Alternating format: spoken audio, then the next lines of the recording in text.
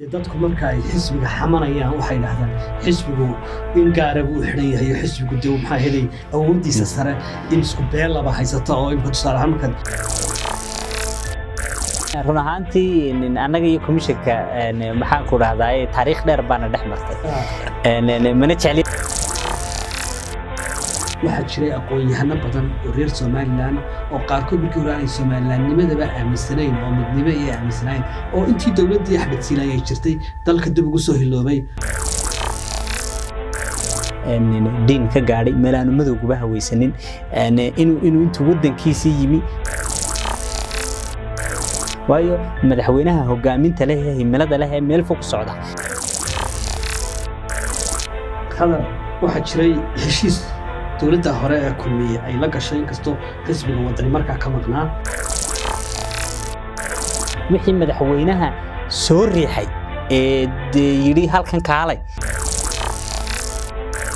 Somaliland dawlad kaama noqon mayso marka disha mucaarad ku eegto yar idin muuqanayo dalka in maxay de artu Soomaalidu waxay tiraahdaa maxaan ku dhahdaa in farda la soo hayo maxaa la isaga fahmay muusana de duruus badan bay ka barteen madaxweynaha aad iyo aad xisbiga wadaniga kale waa xisbi weyn waa xisbi maxay doorashadii madaxtooyadana